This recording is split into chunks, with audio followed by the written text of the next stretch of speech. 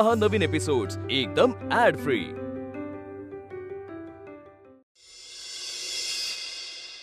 सबका साहेब नमस्कार। Yes yes sir, हो बघतो ना सर, माझ्या समोरच आहे। हो एक मिनिट चेक करतो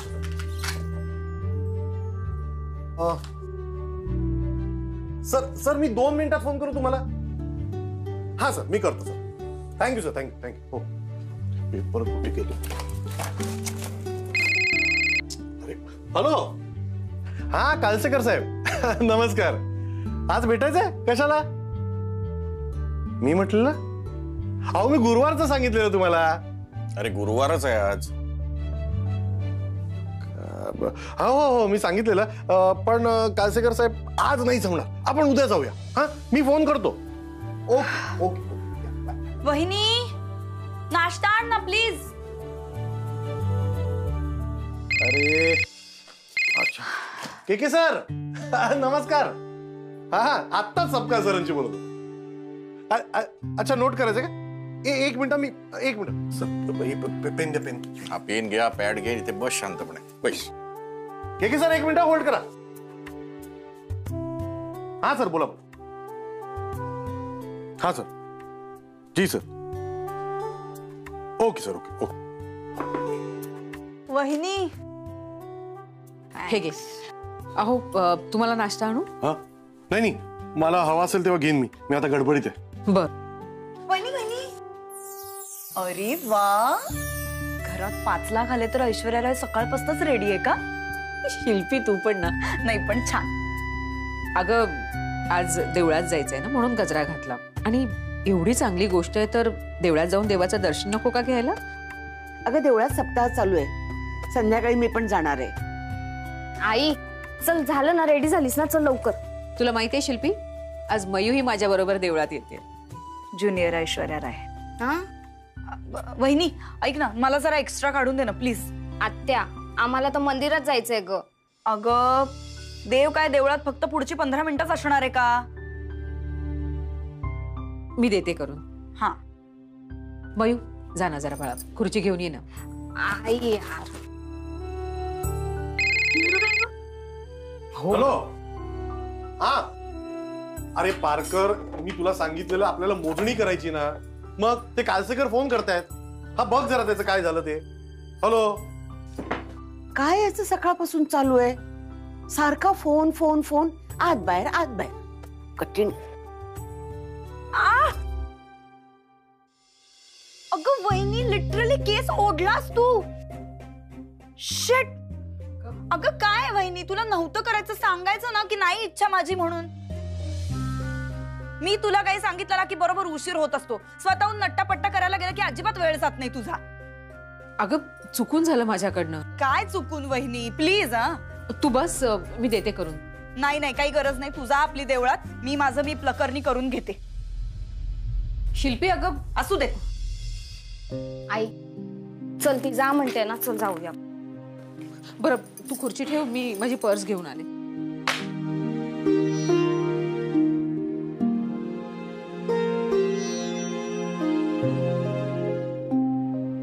अहो अहो ऐका ना, हा नाश्ता ठेवलाय, करून घ्या मी ना। करतो गजा। मी देवळात जाऊन येते। हा अरे माझा एक कागद होता इकडे। कागद? हो इकडे होता ना माझा कागद, कुठे गेला? हे मला काय माहित तुझा कागद कुठे गेला तर? तू आधी इथे शांतपणे बस, बस जरा। बसून काय करू? हा तो आधी टॉर्च बंद कर तुझा। अरे यार काय हा धांदरटपणा, सकाळपासून काय चाललंय तुझं? माझंच मला कळत नाही काय चाललंय। असिस्टंट दादा, तुला नाही का चांगल्या असिस्टंटची खूप गरज आहे। खरं तर तुझ्यासाठी हे काम मीच करणार होते, पण तुझ्या बायकोच्या कृपेने मी माझं ऑफिस रिजॉईन करते। त्याच ऑफिसला जायला तुला उशीर होतो, जा। हो पण दादा तू एक चांगली असिस्टंट शोध हा प्लीज। बाय, उशीर होतोय।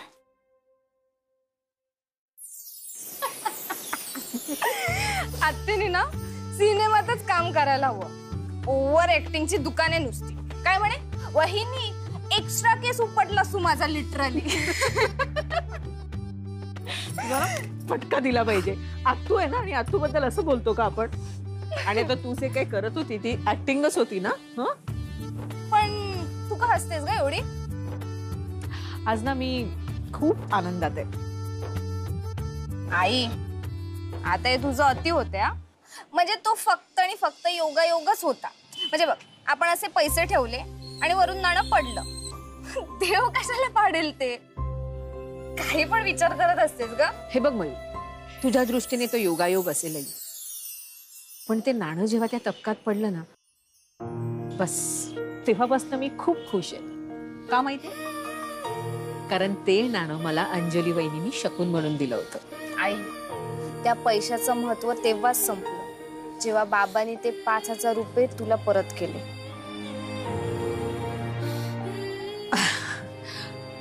काही का असे ना, पण ते नाणं जेव्हा पडलं ना, तेव्हा मला असं वाटलं की तुझ्या बाबांनी जे काही मिळवलंय त्यामध्ये मी त्यांच्या बरोबरीने उभी आहे. आणि खूप आनंदात आहे ग मयू आज, खरं सांग. आणि मला एक सांग, आता आपण देवळात चाललो, तर तू असा चेहरा करून जाणार आहेस का? नाही नाही.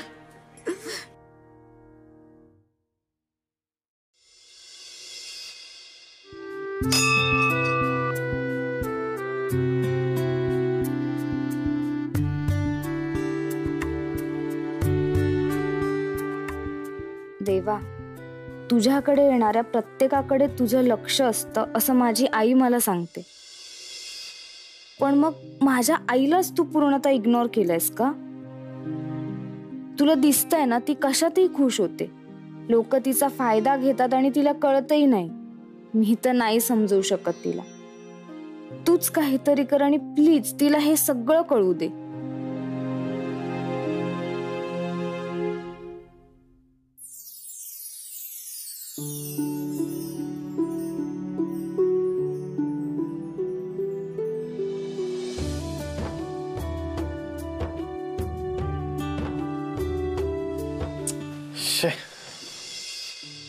काहीच कळत नाही काय करू.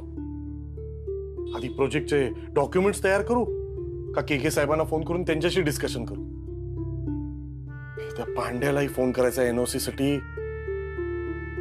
पीडब्ल्यूडीच्या ऑफिस मध्ये पण जायचंय, त्याआधी 2 लोकांना फोन करायचंय. मला काय कळतच नाही काय करू. बाबा शिल्पी बोलत होती ना, ते अगदी बरोबर होतं. मला एका असिस्टंटची गरज आहे, आजच शोधायला हवा. ती काहीही बोलते आणि तू मनावर घेतोस. अरे काही गरज नाही असिस्टंट ठेवायची. काम सुरू नाही झालं, 4 पैसे हातात नाही आले, खर्च सुरू. पण बाबा कामं किती आहेत? रिटायर्ड होईपर्यंत मी तुझ्यापेक्षा दुप्पट कामं केली. मला कधी असिस्टंटची गरज भासली नाही. कारण बाबा तुम्ही रिटायर होईपर्यंत असिस्टंटच होता, बॉस कधी झालाच नाही. प्रमोशनची संधी मलाही मिळाली होती, पण त्यासोबत मला लहान गावी जावं लागणार होतं आणि मला तुमच्या शिक्षणात तडजोड करायची नव्हती. म्हणून मी कारकूनच राहिलो, बॉस कधी झालो नाही. आणि आयुष्यभर पैशाच्या तंगीत जगत आला. जगलो ना आम्ही, तंगीतच जगलो. पण तुम्हाला कधी कुठल्याही गोष्टीची कमतरता भासू दिली नाही श्रेयस. आणि अंथरूण पाहून पाय पसरावे तेच योग्य असतं. अरे आधी इन्कम वाढव, मग माणसं ठेव ना. कोण नाही म्हणतं? पैसा सेव्ह होत नाही म्हणायचं आणि इकडे स्वतःच आपण खर्चाला वाटा फोडायच्या. बाबा याला खर्च म्हणत नाही, याला इन्व्हेस्टमेंट म्हणतात. चुकलो, उगाचच बोललो मी. घरात लक्ष्मी आली, मला वाद नकोय. तसंही माझं कुठं ऐकणार होतस तू? आपण आपल्या मनाचं कधीच ऐकत नाही आणि इथेच आपली सगळ्यात मोठी चूक होते. आपल्याला असं वाटतं की आपल्या आयुष्यात जे झालं ते आपल्या मनासारखं नाही झालं. आपल्याला कुठला दुसरा पर्याय नव्हता म्हणून मी हे केलं असं आपण समजतो. पण तसं नसते. सत्य हे आहे की आपल्याला नेहमी पर्याय मिळतात. ते कधी आपल्याला दिसतात तर कधी नाही दिसत. निवड आपल्यालाच करावी लागते. तो काहीही ठरवत नाही. मयू थांब, ऐकते काय सांगतायत. आपण म्हणतो सगळं विधिलिखित आहे, असतं म्हणून आपण सगळ्या गोष्टी नशिबावर सोपवून गप्प बसतो. पण निवड न करणं सुद्धा एक प्रकारची निवडच आहे. आपल्या आणि आपल्या आयुष्यात ज्या गोष्टी घडतात त्या फक्त आपणच निवडतो. हो बाबा, नोकरी सोडायची आणि धंदा करायचा, बिझनेस करायचा, हे डिसिजन माझं होतं. मग या सगळ्या बाबतीत सगळे निर्णय मीच घेणार. आणि बाबा रिस्क घेतल्याशिवाय ना प्रगती होत नाही. ऐकलंस? हो ऐकलं. मग त्याचा काही उपयोग होणार आहे का आई? तुझं दर्शन घेऊन झालं? म्हणजे काही उपयोग होणार नाही. चल आपण घरी जाऊया. अगं ते त्यांचं ऐकत बसले मी आणि त्यांचं ऐकायच्या धुंदीत ना प्रदक्षिणाच घालायच्या राहिल्या. मी प्रदक्षिणा घालून येते, तू इथेच थांब. तू आली. जाऊ मी तोपर्यंत मी नमस्कार करून येते.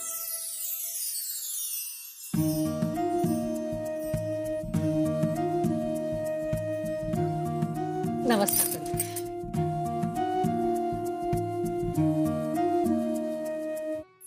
खूप आनंदी दिसतेस पुरी. आतून तुझं मन प्रफुल्लित झालंय हे तुझ्या डोळ्यात दिसत आहे.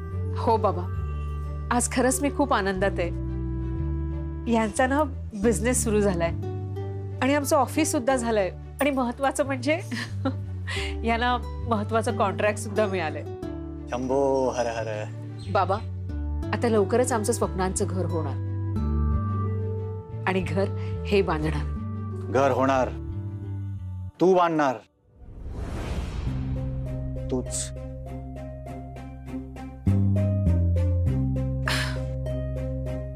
कसं शक्य आहे बाबा? आणि तुम्ही अजूनही असं बोलताय? म्हणजे मला माफ करा, मी लहान तोंडी मोठा घास घेते. माझ्या बाबतीतला ना तुमचा अंदाज चुकतोय. तुम्हीच म्हणाला होतात ना की जिथे आपण असतो ती निवड आपलीच असते, आपलं नशीब नसतं म्हणून. तुझ्या नवऱ्याचं नशीब खूप चांगलं आहे पुरी, पण त्याची निवड चुकते. म्हणजे लक्ष्मीचा अपमान करतोय तुझा नवरा आणि हे त्याला देखील कळत नाहीये. शंभू अंदाजी सांगत नाहीत. शंभू त्रिकालदर्शी आहेत. शंभू जे सांगतात ते सत्य आहे. शंभू जे सांगतात तेच वास्तवात होणार. याला कारणीभूत ठरणार आहे तुझ्या नवऱ्याने केलेली निवड. हे सत्य आहे, हेच सत्य होणार. जय शंभो हर हर. कोणतं सत्य, कोणतं वास्तव्य? आई यांनी तुला काही सांगितलं होतं का? तू यांना ओळखतेस? तुझ्या प्रदक्षिणा झाल्या ना? हो. चल मग निघूया. बाबा नमस्कार करते. शंभो हर हर.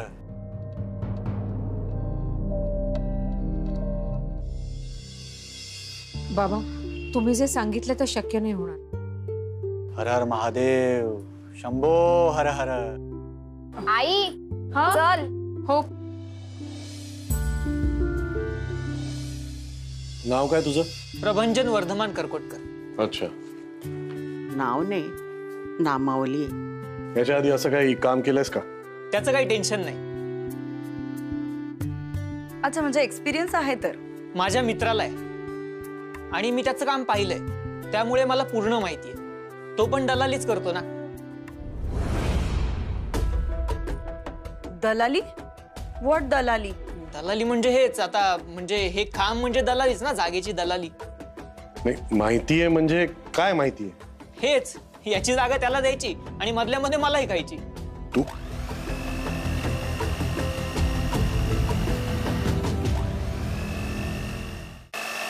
युरी, तू आधी मिक्सर बंद कर. सगळा आवाज येतोय तिकडे. हे काय आता बाबांनी मध्येच इंटरव्ह्यूचं सुरू केलंय? काय कुणास ठाऊक. आता काम सुरू झालंय, असिस्टंट ठेवायची घाई पडली यांना. हे इंटरव्ह्यू चांगल्या ऑफिसमध्ये घ्यायचे ना, घरी गेलतात. ती आत्याची आयडिया. तिला हवे होते इंटरव्ह्यू. शिल्पी, ह्युमन रिसोर्स कंपनीची हेड. मी तर यावर काही बोलणार नाही बाबा. जे बोलायचं होतं बोलून झालं माझं. अजून किती वेळ चालणार आहे ते इंटरव्ह्यूज? 4 झालेत, हा 5वा आहे. मला वाटतं शेवटचाच असेल. होईल पण बघा, आता तुम्ही काळजी घ्या, आवाज करू नका. उगाच चिडचिड करेल तो. आलो मी. आवाज केला ना तरी चिडचिड, आणि तू स्वयंपाक करायला उशीर केलास तरी चिडचिड. अगं नाही होणार उशीर माई. हे बघ, मी ही भाजी आता फोडणीला टाकलीच आहे. तू कोशिंबीरची तयारी कर. सगळं वेळेत होईल. आई, बाबा चिडणार. ते सकाळी ना साधू बाबा खरं बोलत होते. बाबा कायम तुझा इन्सल्ट करत असतात. नाही. मला ना चान्स मिळू दे, मी तुला डेमोज देते बघ. शक्यच नाही.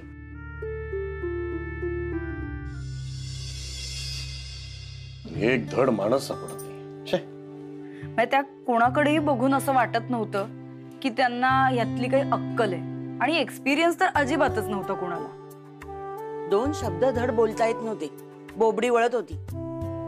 आणि सर्वांची अपेक्षा बघा सर, सकट 20 ते 25,000 रुपये. एक दोघांना बोलवलंय उद्या ऑफिसात, बघूया काय होतं.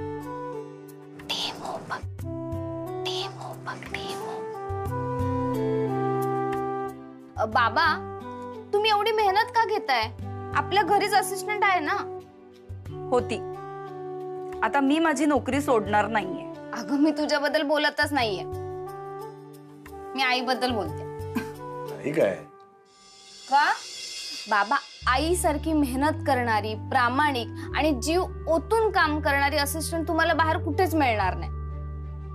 बरोबर आहे बाबा, मला काम करायला माणूस हवाय, काम बिघडवायला नाही. पण तुझं ऑफिस तिनंच मिळवून दिलं ना. आपण शांतपणे जेवूया का? आई, आमची पिकनिक जाणार आहे. अरे वा, कुठे? ट्रेझर पार्कला. आणि एक दिवस आम्ही तिकडेच राहणार. बाबा, पण त्याच्यासाठी आम्हाला स्कूल मध्ये फी भरायची आहे. हा मम्मी, तू पण मला फी दे. ठीक आहे, देते. किती भरायची आहे? 10,000. काय काय? बाबा, तेवढेच आहेत. नाही नाही, काही बोलतेस काय ग? नाही, थांब, मला मेसेज आलाय, मी चेक नाही केला अजून, बघते 1 minute. Overnight picnic to treasure wildlife park and farms, fees 10,000. बापरे. नाही नाही, मग अजिबात जायचं नाही. हा बाबा, मला जायचंय. कुहू, एकदा सांगितलं ना नाही जायचं. बाबा, मला जायचंय, मला जायचंय, मला जायचंय. कुहू, हट्ट नाही करायचा. एकदा सांगितलं नाही म्हणजे नाही. मम्मी, मी तर पिकनिकला जाणार. तुझ्याकडे पैसे नाही आहेत ना, तर मग पप्पांना बोल. पप्पा नाही म्हणणार नाही. हो, ठीक आहे ठीक आहे, ते आपण उद्या बघूया. हा, ये, मी पिकनिकला जाणार, मी पिकनिकला जाणार. कुहू कुहू. अश्विनी, बस तिकडेच. थोडा वेळ रडेल, मग होईल शांत.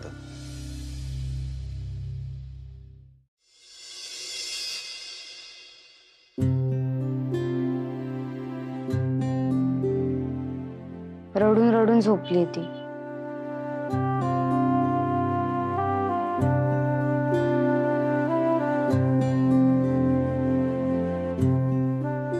मम्मा, पप्पांना सांग की मी पिकनिकला जातोय. तू जर लवकर झोपला नाहीस तर मी नाही सांगणार.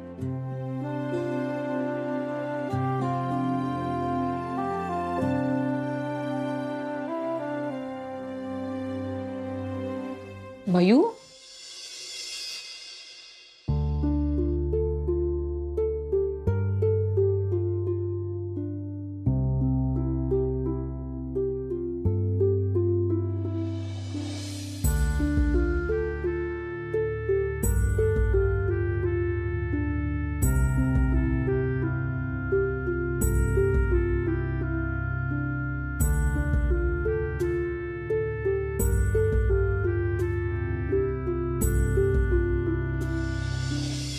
₹10,000 ना खूप आहेत. माहितीये मला, पण माझं म्हणणं एवढंच आहे की बाबांना समजा नाहीच म्हणायचं होतं ना, तर प्रेमाने सांगायचं ना. एवढं रूडली बोलायची काय गरज होती? बाबा रागीट आहेत ग, पण मनाने खूप चांगले आहेत आणि त्यांचं आपल्या सगळ्यांवर खूप प्रेम आहे. अगं, हे बघ, तू तर खूप मोठी झाली आहेस, म्हणजे तुला हे सांगायला काहीच हरकत नाही. तुमच्या दोघींचा जन्म झाल्यानंतर ना सगळे म्हणाले की तुम्हाला आता एक मुलगा हवा. त्यावेळी तुझे बाबा मला काय म्हणाले माहितीये? काय? मला म्हणाले की माझ्या दोन्ही मुली मुलांपेक्षा कमी. त्यांचं ना खूप प्रेम आहे. आई, त्यांचं प्रेम नाहीये असं मी म्हणतच नाहीये, पण त्यांचं स्वतःवर खूप जास्त प्रेम आहे. आणि त्यांना आमची आणि खास करून तुझी कदर नाहीये.